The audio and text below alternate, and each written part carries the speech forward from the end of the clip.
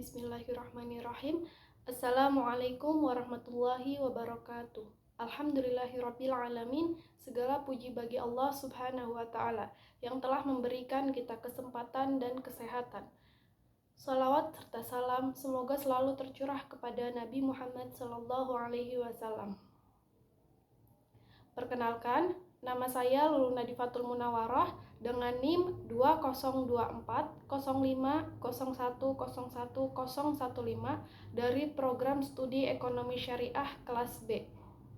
Pada video kali ini, saya akan menyampaikan rangkuman materi dari makalah 1 sampai makalah 5 untuk memenuhi tugas mata kuliah bisnis digital yang diampu oleh Ibu Dewi Inayatul Sakinah SEME.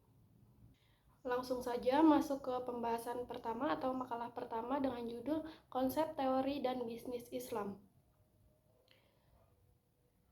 Makalah ini menjelaskan perkembangan teknologi digital saat ini membawa perubahan besar pada dunia bisnis. Kita memasuki era di mana hampir semua aktivitas mulai beralih ke bentuk digital. Hal ini dipicu oleh inovasi yang mampu mengubah cara kerja lama menjadi cara kerja baru yang lebih cepat, efisien, dan mudah digunakan. Konsep ini berkaitan dengan creative disruption, yaitu proses ketika inovasi baru menggantikan sistem lama yang tidak lagi relevan. Karena perubahan ini terjadi sangat cepat, maka perubahan dituntut untuk terus beradaptasi agar tidak tertinggal. Pada pembahasan pertama, menjelaskan bahwa disruptive innovation mengubah dunia bisnis secara signifikan.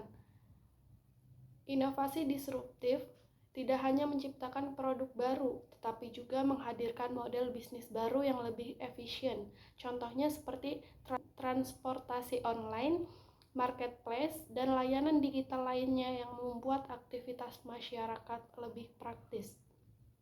Inovasi ini membuka peluang besar bagi UMKM menciptakan lapangan kerja baru sekaligus mendorong efisiensi perusahaan melalui teknologi seperti artificial intelligence, big data, dan internet.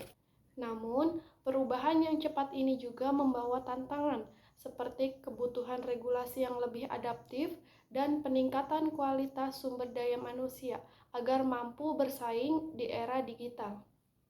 Kemudian, bagian berikutnya membahas creative disruption, yaitu proses di mana sistem lama digantikan oleh inovasi baru yang lebih unggul. Dalam ekonomi digital, proses ini terjadi semakin cepat dan tidak bisa dihindari. Contoh paling jelasnya, bagaimana Nokia yang dulu sangat dominan akhirnya tergeser oleh Apple dan Samsung karena lambat beradaptasi dengan inovasi smartphone. Proses ini menunjukkan bahwa perusahaan yang tidak mampu berinovasi akan kehilangan pasar. Meskipun demikian, creative disruption sebenarnya membawa dampak positif karena memicu persaingan yang sehat dan mendorong lahirnya inovasi yang lebih baik. Selanjutnya, bagian sustaining innovation. Inovasi berkelanjutan adalah upaya perusahaan untuk terus memperbaiki produk atau layanan yang sudah ada. Inovasi ini tidak mengubah pasar secara drastis seperti inovasi disruptif, tetapi sangat penting untuk menjaga daya saing perusahaan. Contohnya seperti pembaruan fitur pada smartphone, peningkatan kualitas kendaraan, atau layanan digital yang terus diperbaiki. Perusahaan yang sering melakukan sustaining innovation biasanya mampu mempertahankan loyalitas pelanggan. Perusahaan harus tetap waspada karena jika hanya fokus pada inovasi kecil tanpa memperhatikan perubahan besar di pasar, mereka bisa tertinggal oleh inovasi disruptif yang muncul tiba-tiba. Kemudian masuk ke pembahasan makalah kedua dengan judul Inovasi Kewirausahaan dalam Bisnis Digital. Perkembangan teknologi seperti big data, AI, dan platform digital membuat dunia usaha bisnis mengalami perubahan besar. Bisnis tidak lagi cukup mengandalkan cara-cara tradisional, tetapi harus memanfaatkan teknologi untuk bertahan dan bersaing. Digitalisasi memberikan banyak peluang seperti memperluas pasar dan meningkatkan efisiensi. Namun, menghadirkan tantangan seperti ketimpangan akses teknologi, rendahnya literasi digital, dan risiko keamanan siber. Karena itu, inovasi kewirausahaan menjadi hal yang penting agar bisnis dapat beradaptasi dan berkelanjutan di era digital. Konsep inovasi kewirausahaan. Inovasi dalam kewirausahaan berarti kemampuan menciptakan hal baru atau memperbarui cara kerja agar lebih efektif. Di era digital, inovasi tidak hanya pada produk, tetapi juga proses bisnis, pemasaran, dan model bisnis. Misalnya, penggunaan teknologi otomatis, CRM, big data, hingga e-commerce. Inovasi ini memungkinkan pelaku usaha memenuhi kebutuhan konsumen modern yang menginginkan layanan cepat, mudah, dan personal. Selain meningkatkan daya saing, inovasi juga membuat usaha lebih tahan terhadap perubahan seperti yang terlihat saat pandemi COVID-19.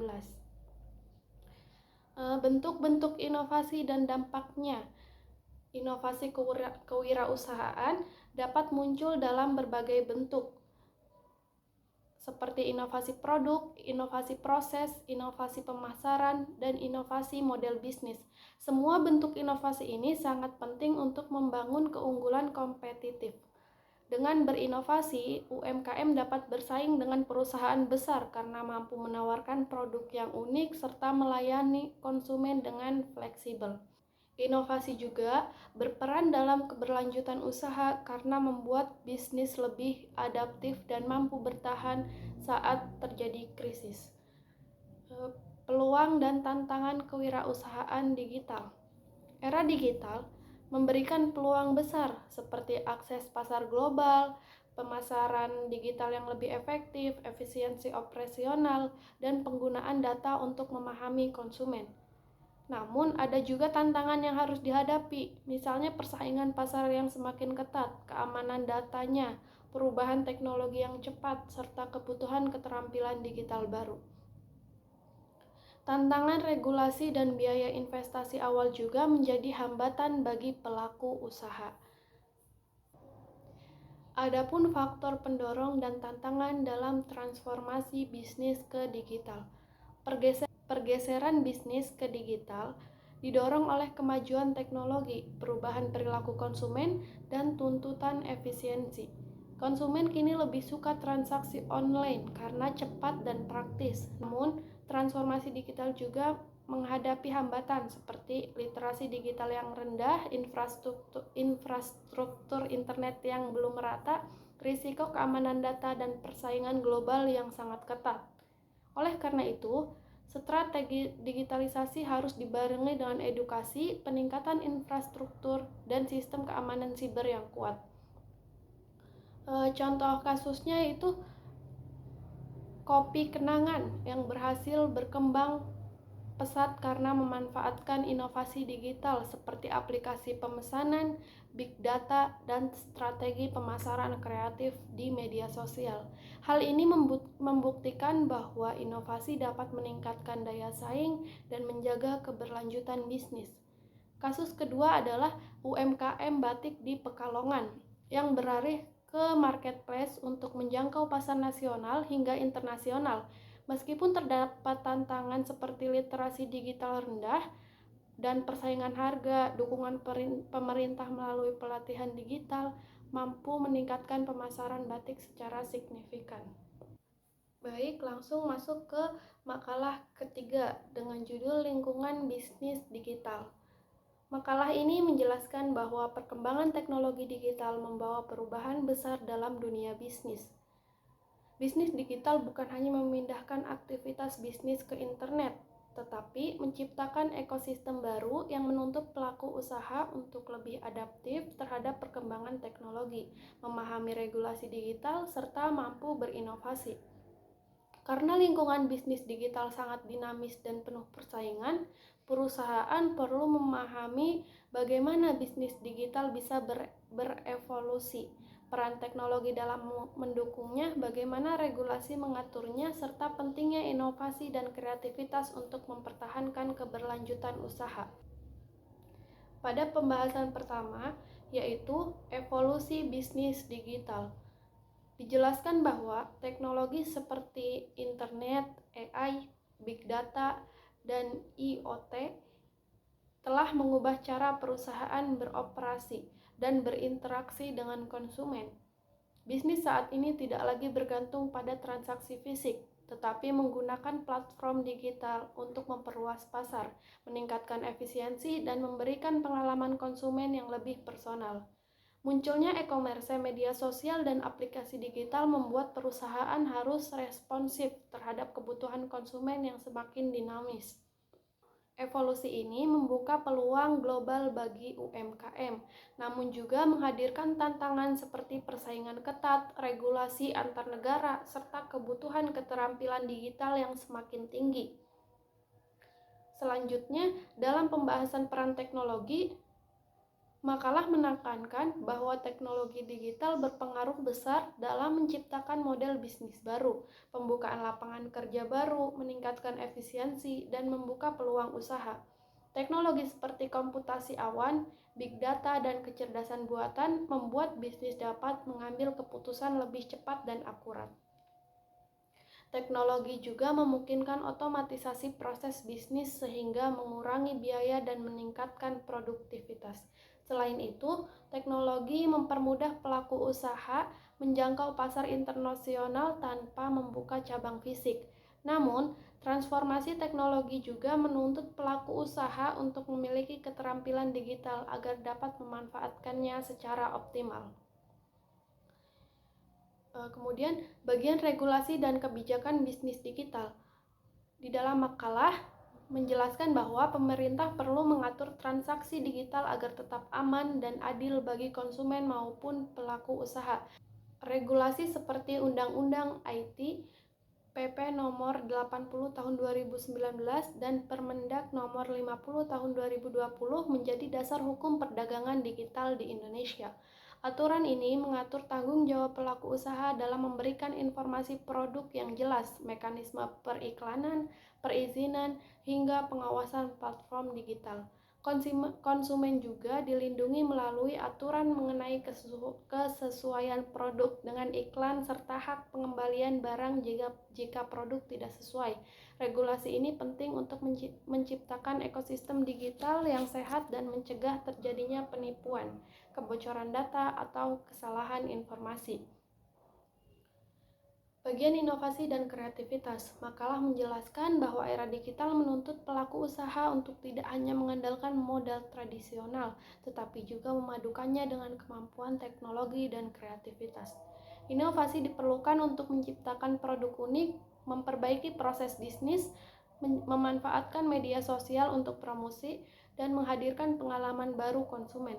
Kreativitas terwujud dalam bentuk desain produk, branding, storytelling, serta cara bisnis membangun hubungan dengan pelanggan. Tantangan seperti keterbatasan modal dan kurangnya literasi digital menjadi hambatan bagi UMKM, sehingga diperlukan dukungan dari pemerintah. Studi kasusnya seperti Gojek, Ruang Guru, dan TikTok Shop menunjukkan bahwa kreativitas dan inovasi mampu menciptakan bisnis yang sukses dan pengaruh besar di pasar digital. Lanjut ke makalah yang ketiga, yaitu infrastruktur bisnis digital. Masuk ke pembahasan pertama, yaitu membahas tentang infrastruktur digitalpreneur, yaitu fondasi teknologi yang digunakan oleh para pelaku usaha digital untuk menjalankan bisnis secara online. Infrastruktur ini mencakup jaringan internet, data center, layanan cloud computing, serta perangkat lunak pendukung bisnis. Bagi digitalpreneur, ketersediaan infrastruktur digital yang baik sangat penting karena berpengaruh pada efektivitas pemasaran, produksi, pengelolaan data, hingga pelayanan pelanggan. Pemerataan infrastruktur digital juga menjadi faktor penting agar para pelaku usaha terutama UMKM dapat bersaing di ekosistem digital. Materi selanjutnya yaitu membahas tentang teknologi internet sebagai elemen utama dalam infrastruktur bisnis digital.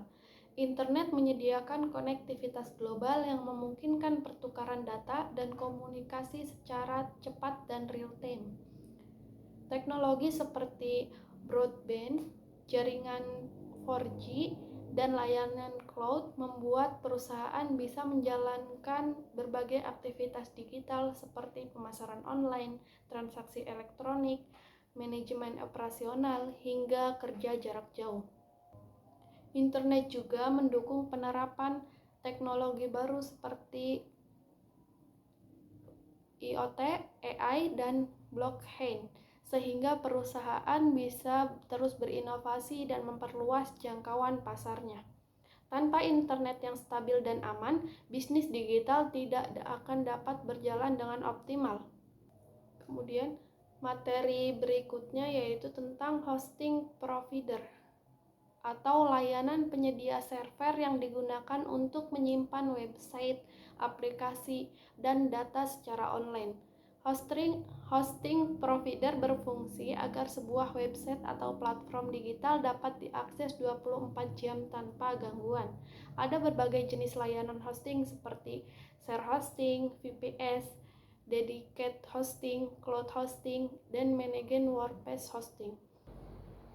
Setiap jenis hosting memiliki kelebihan masing-masing sesuai kebutuhan pengguna. Selain menyediakan server, hosting provider juga menawarkan fitur keamanan seperti SSL, backup otomatis, hingga DDoS protection untuk menjaga keamanan data bisnis. Tanpa hosting yang baik, perusahaan akan kesulitan membangun kehadiran digital yang profesional dan stabil. Kemudian makalah juga membahas tentang media sosial yang didefinisikan sebagai platform digital yang memungkinkan pengguna berkomunikasi, berbagi informasi, dan berinteraksi secara virtual. Media sosial memiliki sifat jaringan informasi, arsip, dan interaktif, sehingga sangat relevan untuk bisnis digital. Dalam konteks bisnis, media sosial memberikan banyak manfaat seperti membangun brand, menjangkau konsumen lebih luas, berinteraksi langsung dengan pelanggan, serta memahami kebutuhan dan kebiasaan mereka. Dengan media sosial, perusahaan dapat menciptakan promosi yang lebih efektif, membangun kedekatan dengan pelanggan, dan menciptakan komunitas yang loyal terhadap produk atau layanan. Kemudian masuk ke makalah kelima dengan judul Pasar untuk Perdagangan Digital atau Pasar Konsumen Digital.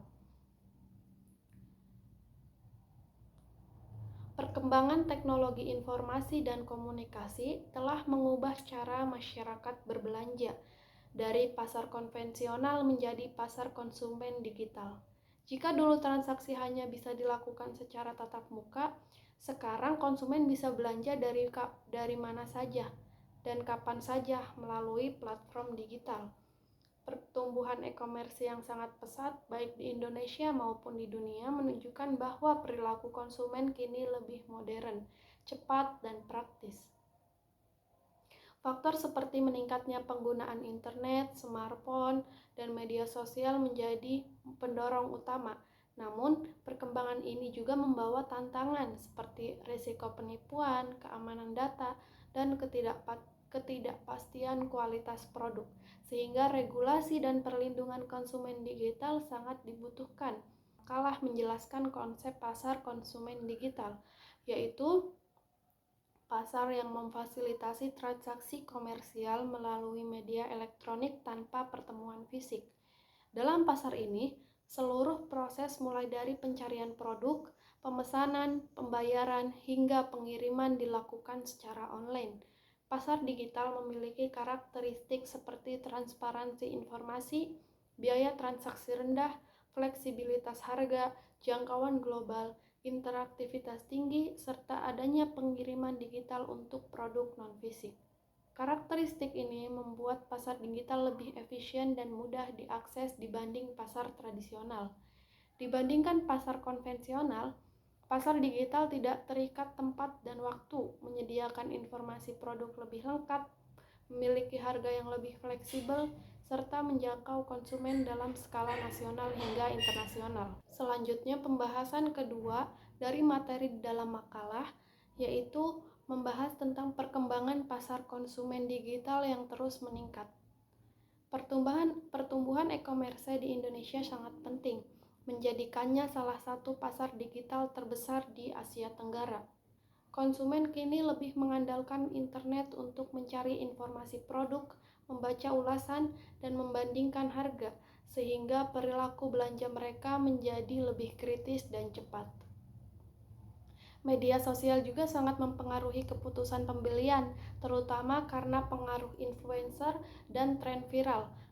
Beberapa faktor utama yang mendorong perkembangan pasar digital antara lain kemajuan teknologi, akses internet yang luas, penggunaan smartphone, serta meningkatnya promosi di media sosial. Kemudian, materi ketiga, pembelian online. Tren belanja online terus meningkat karena konsumen bisa berbelanja dengan cara yang lebih praktis dan fleksibel. Belanja online memberikan banyak keuntungan seperti banyak pilihan produk, adanya promosi menarik, serta pembayaran yang mudah melalui e-wallet, transfer bank, QR, hingga COD. Namun, ada pula tantangannya seperti risiko barang tidak sesuai, masalah keamanan datanya, dan risiko pengirimannya. Sistem pembayaran digital juga berkembang pesat dan menjadi faktor penting yang mendorong kemudahan transaksi di pasar digital. Kemudian, regulasi dan perlindungan konsumen digital.